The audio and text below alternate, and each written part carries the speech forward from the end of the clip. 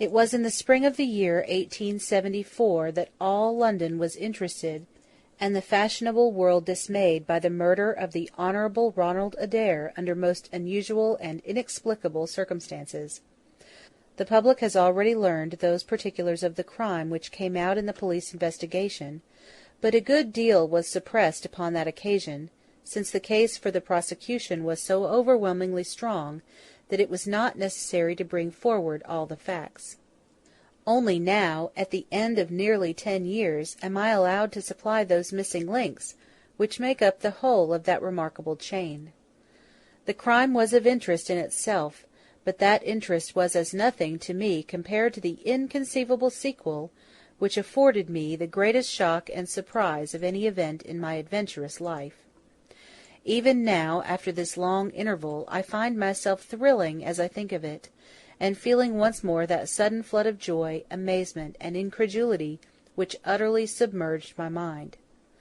Let me say that to the public, which has shown some interest in those glimpses which I have occasionally given them of the thoughts and actions of a very remarkable man, that they are not to blame me if I have not shared my knowledge with them, for I should have considered it my first duty to do so, had I not been barred by a positive prohibition from his own lips, which was only withdrawn upon the 3rd of last month. It can be imagined that my close intimacy with Sherlock Holmes had interested me deeply in crime, and that after his disappearance I never failed to read with care the various problems which came before the public. And I even attempted more than once, for my own private satisfaction, to employ his methods in their solution, though with indifferent success. There was none, however, which appealed to me like this tragedy of Ronald Adair. As I read the evidence at the inquest, which led up to a verdict of wilful murder against some person or persons unknown, I realized more clearly than I had ever done the loss which the community had sustained by the death of Sherlock Holmes. There were points about this strange business which would, I was sure, have especially appealed to him, and the efforts of the police would have been supplemented, or more probably anticipated, by the trained observation and the alert mind of the first criminal agent in Europe. All day, as I drove upon my round, I turned over the case in my mind, and found no explanation which appeared to me to be adequate. At the risk of telling a twice-told tale, I will recapitulate the facts as they were known to the public at the conclusion of the inquest. The Honourable Ronald Adair was the second son of the Earl of Maynooth, at that time governor of one of the Australian colonies. Adair's mother had returned from Australia to undergo the operation for cataract, and she, her son Ronald, and her daughter Hilda were living together at 427 Park Lane. The youth moved in the best society, had, so far as was known, no enemies, and no particular vices. He had been engaged to Miss Edith Woodley of Carstairs, but the engagement had been broken off by mutual consent some months before, and there was no sign that it had left any very profound feeling behind it. For the rest, the man's life moved in a narrow and conventional circle, for his habits were quiet and his nature unemotional. Yet it was upon this easy-going young aristocrat that death came, in most strange and unexpected form, between the hours of 10 and 11:30 on the night of March 30th, 1894.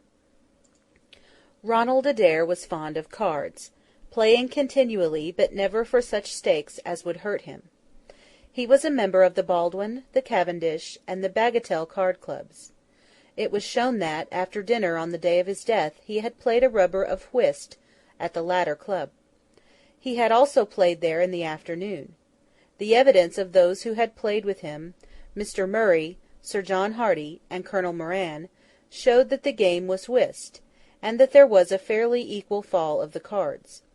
Adair might have lost £5, but not more.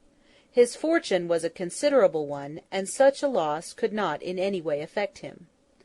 He had played nearly every day at one club or other, but he was a cautious player, and usually rose a winner. It came out in evidence that, in partnership with Colonel Moran, he had actually won as much as £420 in a sitting, some weeks before, from Godfrey Milner and Lord Balmoral. So much for his recent history, as it came out at the inquest. On the evening of the crime he returned from the club exactly at 10. His mother and sister were out spending the evening with a relation. The servant deposed that she heard him enter the front room on the second floor, generally used as his sitting-room. She had lit a fire there, and as it smoked she had opened the window. No sound was heard from the room until 11:20, the hour of the return of Lady Maynooth and her daughter. Desiring to say good night, she attempted to enter her son's room. The door was locked on the inside, and no answer could be got to their cries and knocking. Help was obtained, and the door forced. The unfortunate young man was found lying near the table. His head had been horribly mutilated by an expanding revolver bullet, but no weapon of any sort was to be found in the room. On the table lay 2 bank notes for £10 each, and £17 10 in silver and gold, the money arranged in little piles of varying amount. There were some figures also upon a sheet of paper, with the names of some club friends opposite to them, from which it was conjectured that before his death he was endeavouring to make out his losses or winnings at cards. A minute examination of the circumstances served only to make the case more complex. In the first place, no reason could be given why the young man should have fastened the door upon the inside. There was the possibility that the murderer had done this, and had afterwards escaped by the window. The drop was at least 20 feet, however, and a bed of crocuses in full bloom lay beneath. Neither the flowers nor the earth showed any sign of having been disturbed, nor were there any marks upon the narrow strip of grass which separated the house from the road. Apparently, therefore, it was the young man himself who had fastened the door. But how did he come by his death? No one could have climbed up to the window without leaving traces. Suppose a man had fired through the window, he would indeed be a remarkable shot, who could, with a revolver, inflict so deadly a wound. Again, Park Lane is a frequented thoroughfare. There is a cab-stand within 100 yards of the house. No one had heard a shot. And yet there was the dead man, and there was the revolver bullet, which had mushroomed out, as soft-nosed bullets will, and so inflicted a wound which must have caused instantaneous death. Such were the circumstances of the Park Lane mystery, which were further complicated by entire absence of motive, since, as I have said, young Adair was not known to have any enemy, and no attempt had been made to remove the money or valuables in the room. All day I turned these facts over in my mind, endeavouring to hit upon some theory which could reconcile them all, and to find that line of least resistance which my poor friend had declared to be the starting point of every investigation. I confess that I made little progress. In the evening I strolled across the park, and found myself about 6 o'clock at the Oxford Street end of Park Lane. A group of loafers upon the pavements, all staring up at a particular window, directed me to the house which I had come to see. A tall, thin man with coloured glasses, whom I strongly suspected of being a plain-clothes detective, was pointing out some theory of his own, while the others crowded round to listen to what he said. I got as near him as I could, but his observations seemed to me to be absurd, so I withdrew again in some disgust.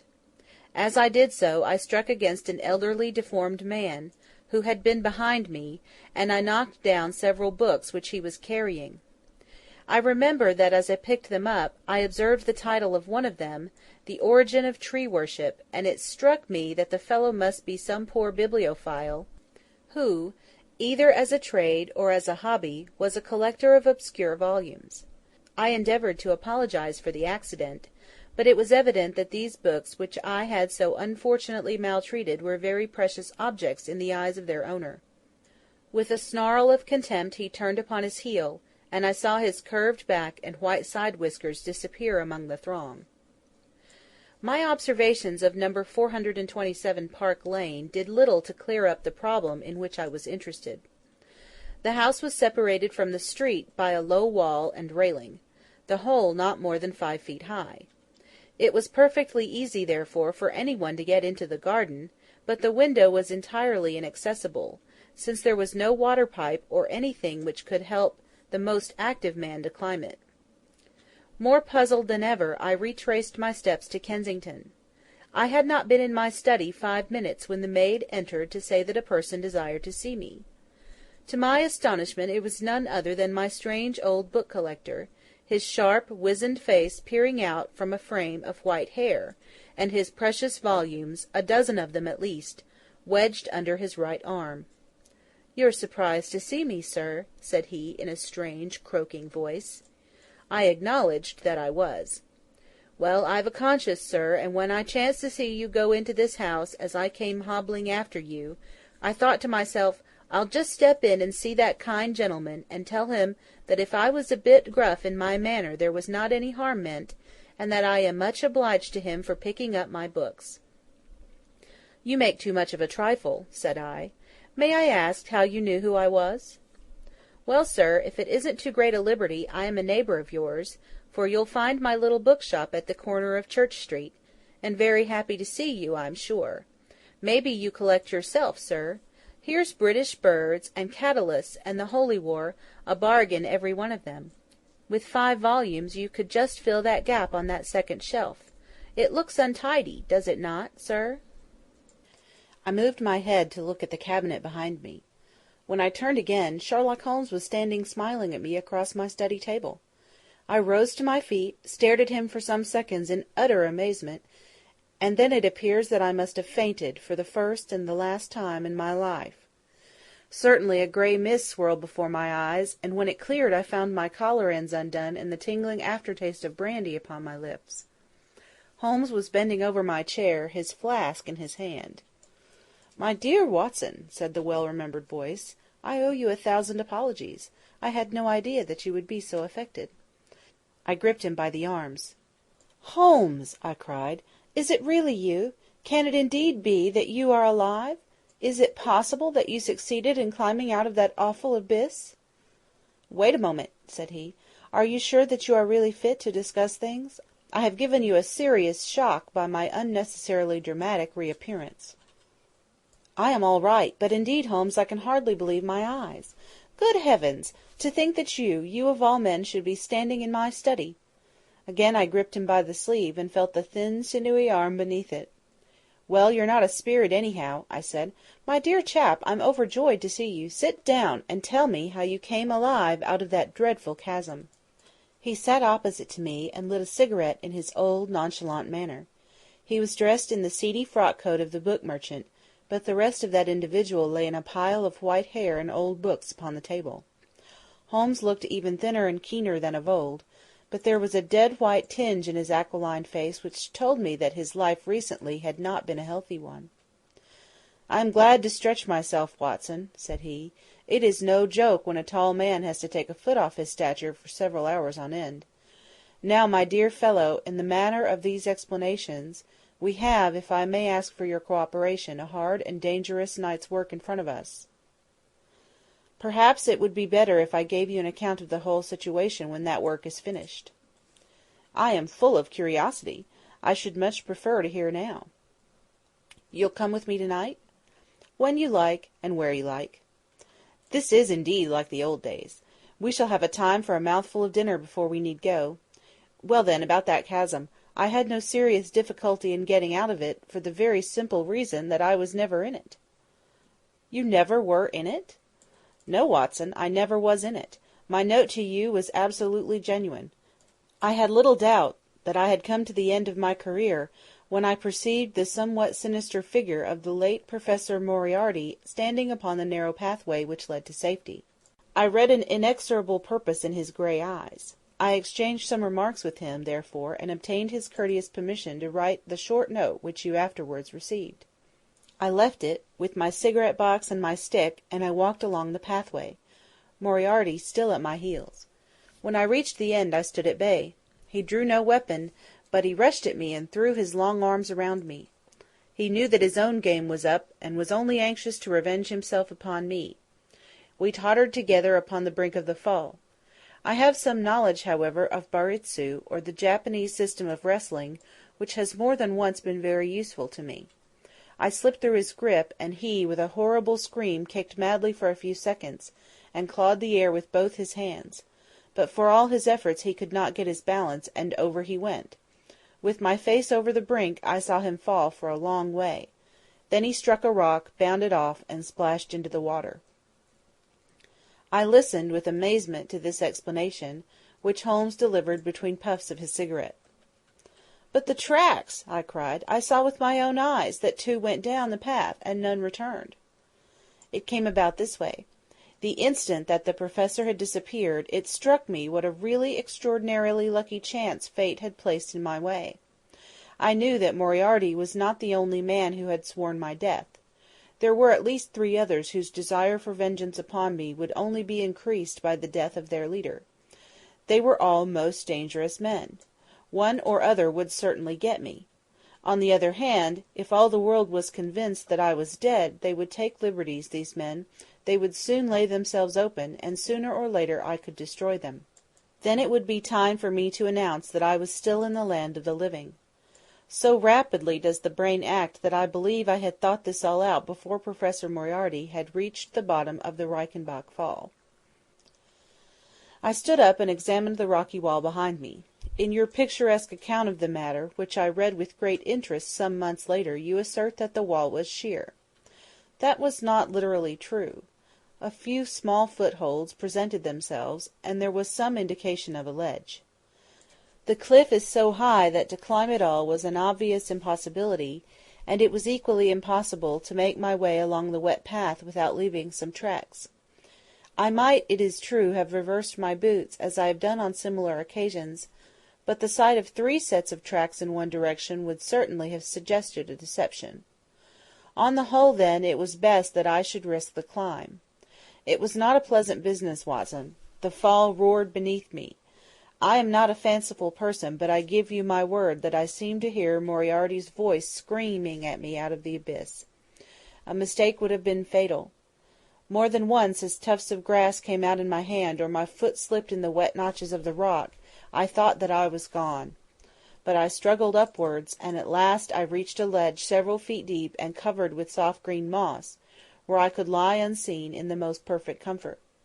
There I was stretched when you, my dear Watson, and all your following were investigating in the most sympathetic and inefficient manner the circumstances of my death.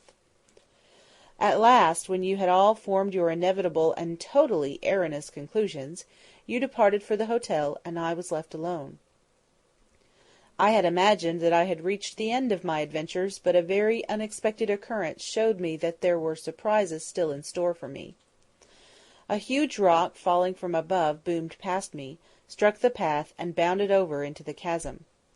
For an instant I thought that it was an accident, but a moment later, looking up, I saw a man's head against the darkening sky, and another stone struck the very ledge upon which I was stretched, within a foot of my head. Of course, the meaning of this was obvious. Moriarty had not been alone. A confederate, and even that one glance had told me how dangerous a man that confederate was, had kept guard while the Professor had attacked me. From a distance, unseen by me, he had been a witness of his friend's death and of my escape. He had waited, and then making his way round to the top of the cliff, had endeavoured to succeed where his comrade had failed. I did not take long to think about it, Watson. Again I saw that grim face look over the cliff, and I knew that it was the precursor of another stone. I scrambled down on to the path. I don't think I could have done it in cold blood. It was 100 times more difficult than getting up. But I had no time to think of the danger, for another stone sang past me as I hung my hands from the edge of the ledge. Half-way down I slipped, but by the blessing of God I landed, torn and bleeding, upon the path. I took to my heels, did 10 miles over the mountains in the darkness, and a week later I found myself in Florence, with the certainty that no one in the world knew what had become of me. I had only one confidant, my brother Mycroft. I owe you many apologies, my dear Watson, but it was all important that it should be thought that I was dead, and it is quite certain that you would not have written so convincing an account of my unhappy end, had you not yourself thought that it was true. Several times during the last 3 years I have taken up my pen to write to you, but always I feared lest your affectionate regard for me should tempt you to some indiscretion which would betray my secret. For that reason I turned away from you this evening when you upset my books, for I was in danger at the time, and any show of surprise and emotion upon your part might have drawn attention to my identity, and led to the most deplorable and irreparable results. As to Mycroft, I had to confide in him in order to obtain the money which I needed. The course of events in London did not run so well as I had hoped, for the trial of the Moriarty gang left two of its most dangerous members, my own most vindictive enemies, at liberty. I travelled for 2 years in Tibet, therefore, and amused myself by visiting Lhasa, and spending some days with the head Lama. You may have read of the remarkable explorations of a Norwegian named Sigerson, but I am sure that it never occurred to you that you were receiving news of your friend. I then passed through Persia, looked in at Mecca, and paid a short but interesting visit to the Khalifa at Khartoum, the results of which I have communicated to the Foreign Office. Returning to France, I spent some months in a research into the coal tar derivatives, which I conducted in a laboratory at Montpellier, in the south of France. Having concluded this to my satisfaction, and learning that only one of my enemies was now left in London, I was about to return when my movements were hastened by the news of this very remarkable Park Lane mystery, which not only appealed to me by its own merits, but which seemed to offer some most peculiar personal opportunities. I came over at once to London, called in my own person at Baker Street, threw Mrs. Hudson into violent hysterics, and found that Mycroft had preserved my rooms and my papers exactly as they had always been. So it was, my dear Watson, that at 2 o'clock to-day I found myself in my old armchair in my old room, and only wishing that I could have seen my old friend Watson in the other chair which he has so often adorned. Such was the remarkable narrative to which I listened on that April evening, a narrative which would have been utterly incredible to me had it not been confirmed by the actual sight of the tall, spare figure, and the keen, eager face, which I had never thought to see again. In some manner he had learned of my own sad bereavement, and his sympathy was shown in his manner rather than in his words. "Work is the best antidote to sorrow, my dear Watson," said he, "and I have a piece of work for us both to-night, which, if we can bring it to a successful conclusion, will in itself justify a man's life on this planet." In vain I begged him to tell me more. "You will hear and see enough before morning," he answered. "We have 3 years of the past to discuss. Let that suffice until 9:30, when we start upon the notable adventure of the empty house." It was indeed like old times when, at that hour, I found myself seated beside him in a hansom, my revolver in my pocket, and the thrill of adventure in my heart. Holmes was cold and stern and silent. As the gleam of the street lamps flashed upon his austere features, I saw that his brows were drawn down in thought and his thin lips compressed. I knew not what wild beast we were about to hunt down in the dark jungle of criminal London, but I was well assured, from the bearing of this master huntsman, that the adventure was a most grave one, while the sardonic smile which occasionally broke through his ascetic gloom boded little good for the object of our quest. I had imagined that we were bound for Baker Street, but Holmes stopped the cab at the corner of Cavendish Square. I observed that as he stepped out he gave a most searching glance to right and left, and at every subsequent street corner he took the utmost pains to assure that he was not followed. Our route was certainly a singular one. Holmes's knowledge of the byways of London was extraordinary, and on this occasion he passed rapidly, and with an assured step, through a network of mews and stables, the very existence of which I had never known. We emerged at last into a small road, lined with old, gloomy houses, which led us into Manchester Street, and so to Blandford Street. Here he turned swiftly down a narrow passage, passed through a wooden gate into a deserted yard, and then opened with a key the back door of a house. We entered together, and he closed it behind us. The place was pitch dark, but it was evident to me that it was an empty house. Our feet creaked and crackled over the bare planking, and my outstretched hand touched a wall from which the paper was hanging in ribbons. Holmes's cold, thin fingers closed round my wrist, and led me forward down a long hall, until I dimly saw the murky fanlight over the door. Here Holmes turned suddenly to the right, and we found ourselves in a large, square, empty room, heavily shadowed in the corners, but faintly lit in the centre from the lights of the street beyond. There was no lamp near, and the window was thick with dust, so that we could only just discern each other's figures within. My companion put his hand upon my shoulder, and his lips close to my ear. "Do you know where we are?" he whispered. "Surely that is Baker Street," I answered, staring through the dim window. "Exactly. We are in Camden House, which stands opposite to our own old quarters." "But why are we here?" because it commands so excellent a view of that picturesque pile. Might I trouble you, my dear Watson, to draw a little nearer to the window, taking every precaution not to show yourself, and then to look up at our old rooms, the starting point of so many of your little fairy tales? We will see if my 3 years of absence have entirely taken away my power to surprise you. End of The Adventure of the Empty House, Part 1.